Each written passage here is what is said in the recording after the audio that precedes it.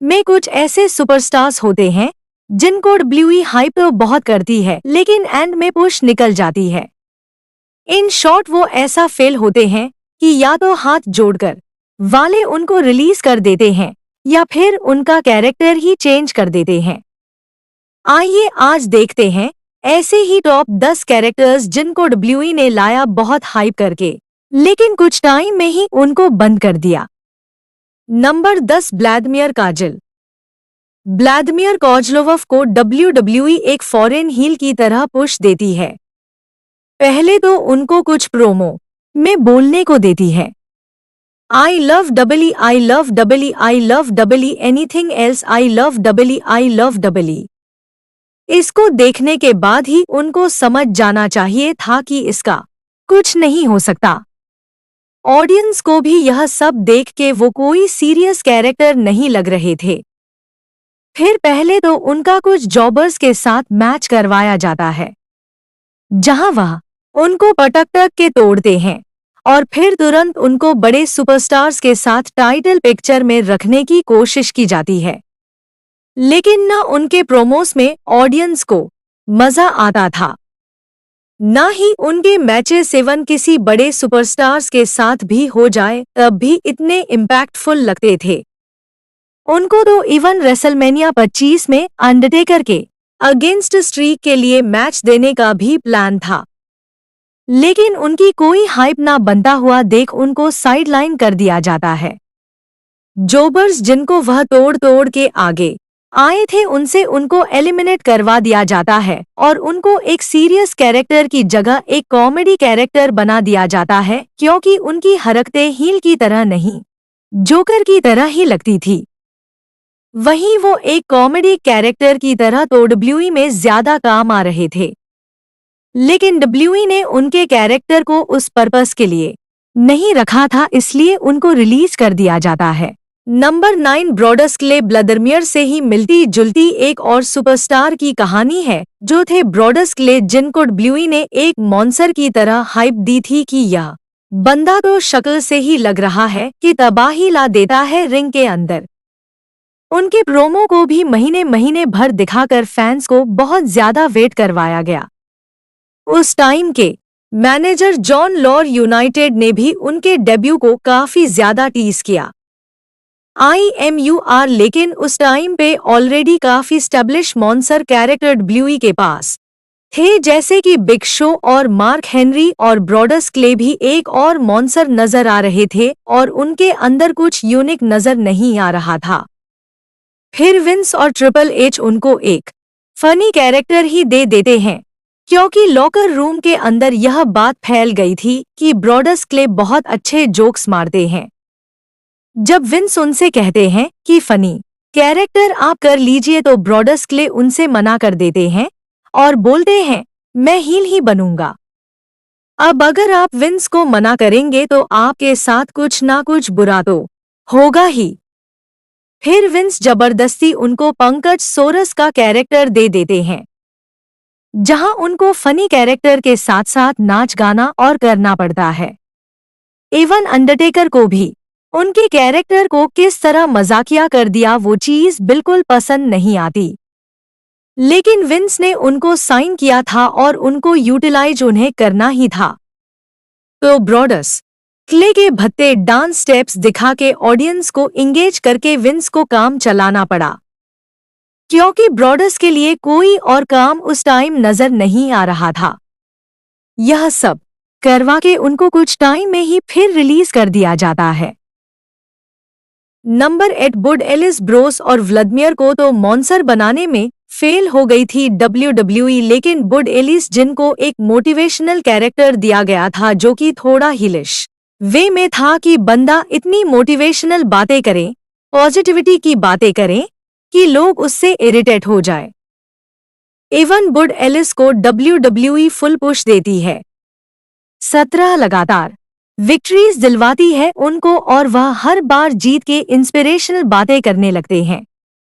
Match के बाद opponent से गले मिलते थे और उनको भी मोटिवेट करते थे और बोली बोली यही बोलते रहते थे, जिससे फैंस फिर इरिटेट होने लगे। वुड एलिस का कैरेक्टर एक शॉर्ट टाइम तक फनी मोमेंट्स देने के लिए सही था, लेकिन वक्त के साथ और ग्रो नहीं कर सकता था। यह चीज विंस को समझ आ गई थी, तो वो उनका कैरेक्टर स्लोली स्लोली खत्म ही कर देते हैं। आज के टाइम वही वुड एलिस व्हाइट सिक्स के लीडर बने हुए हैं। अंकल हाउडी के नाम से जो चीज बोलीव बोलीव बोलने से तो ज्यादा ही सही है। नंबर 7, लॉर्ड टर्नसाई। दोस्तों, जिस तरह वुड एलिस को एक नया कैरेक्टर मिल गया अंकल हाउडी के नाम से, उसी तरह एक डिसेंट कैरेक्टर होल्ड करने वाले मैट ब्लूम लॉर्ड टर्नसाई का कैरेक्टर होल्ड करने से पहले अल्बर्ट के नाम से जाने जाते थे। प्रिंस अल्बर्ट के नाम से जाने जाते थे और एट्रेन के नाम से भी जाने जाते थे, और सारे ही डिसेंट कैरेक्टर्स एट्रेन के नाम से उन्होंने आईसी टाइटल भी जीत रखा था और बंदा रेसलमेनिया में भी जा चुका था अंडरटेकर के अगेंस्ट। डिसेंट काम वो कर रहे थे मिड कार्ड में, लेकिन डब्ल्यूई उनको रिलीज कर देती है। लेकिन यह चीज भी दोस्तों उनके लिए फायदेमंदी साबित होती है, क्योंकि उसके बाद वो जापान में जाके और अच्छी चीजें सीखते हैं और अच्छे प्रो रेसलर बन जाते हैं। इवन एनजेपी में वर्ल्ड टाइटल के लिए ब्रॉक लेसनर से भी लड़ते हैं और टैग टाइटल के लिए 564 डेज की रेन देते हैं कार्ल एंडरसन के साथ में। यह सब देखने के बाद, उनकी ग्रोथ देखने के बाद उनको वापस कॉल करती है और फिर लॉर्ड टर्नसाई के प्रोमो वीडियोस चलने लगते हैं डब्ल्यूई में। सारी ऑडियंस में सस्पेंस होता है कि यह नया बंदा कौन है। फाइनली फिर लॉर्ड टर्नसाई का रिवील होता है, लेकिन दोस्तों लोग उनको एट्रन के नाम से जानते थे। शक्ल देखते ही लोग उनको पहचान जाते हैं। जैसे ही उनका फेस रिवील होता है, सब एड्रिन एट्रन चिल्लाने लगते हैं और उनका फेस रिवील होते ही उनका कैरेक्टर फेल होने लगता है। हालांकि वो उस मैच में भी डोमिनेट करते हैं और काफी टाइम तक बहुत अच्छा डोमिनेंस भी दिखाते हैं, लेकिन लोग उनके मजे लेते रहते थे उनके पुराने कैरेक्टर्स के नाम बोल बोल के। वहीं लॉर्ड टर्नसाई को इतना पुश दिया जाता है कि वह जॉन सीना को भी हरा देते हैं और उसके बाद वह सीएम पंक को भी हराते हैं।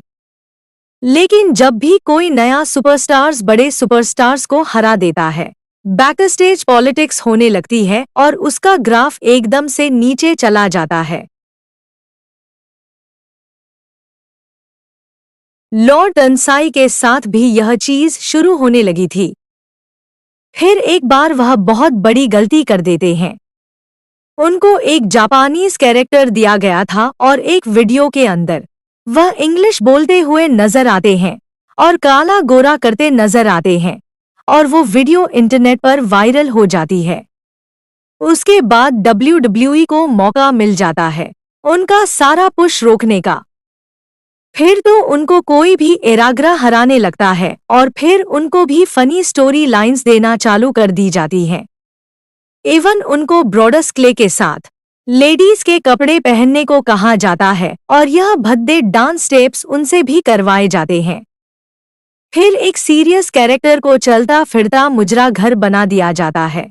हालांकि वह इस कैरेक्टर को भी कुछ टाइम तक चला लेते हैं, लेकिन थे तो वह एक फनी कैरेक्टर, तो शॉर्ट टर्म ही उनकी कहानी चलनी थी। इसी चक्कर में एक अच्छा प्रो रेसलर कैरेक्टर की भसड़ में खराब हो जाता है। फिर मैट ब्लूम खुद ही रिटायरमेंट ले लेते हैं और डब्ल्यूडब्ल्यूई के कोच बन जाते हैं। ग्रो करते करते अब वो हेड कोच हैं एनएक्सटी के, तो एटलीस्ट उनका करियर कहीं तो चल ही रहा है आज तक। मैट ब्लूम का करियर तो चल गया, लेकिन जवानी विंशी की कहानी तो बड़ी खराब थी। जवानी विंशी पहले तो हमें गुथर के साथ इंपीरियम में नजर आते हैं, उनकी लेफ्ट हैंड मैन बन गई, लेकिन फिर उनको इंपीरियम की टीम में से हटा दिया जाता है और कुछ टाइम तक बाहर रखने के बाद एक अमीर बाप की बिगड़े औलाद बना के शो किया जाता है, जो कि बात बात पे अपनी अमीरियत दिखाएगा। इन वीडियोस को बहुत ज्यादा स्मैकडाउन पे दिखाया जाता है। ऐसा लगता है कि जिवानी विंची के साथ WWE एक लंबा काम करने वाली है। लेकिन बंदे को मात्र 2 मैच मिलते हैं, जिसमें बंदा वो दोनों मैच भी हार जाता है और फिर उस कैरेक्टर को गायब ही कर दिया जाता है। बाद में यह भी बताया जाता है कि उनको यह कैरेक्टर दिया गया था क्योंकि उन्होंने बैक स्टेज को एक गलती कर दी थी। उसी की पनिशमेंट के चलते उनको इस तरह बेइज्जत किया गया। Number 5 star dust. बेइज्जती की बात हो तो याद आता है हमें स्टार डस्ट का कैरेक्टर, और आपका पूरा टेक्स्ट इसी तरह लास्ट तक जारी रहता है। For more explosive unseen stories and pure hybrid sports entertainment, subscribe to the Game Changer 804.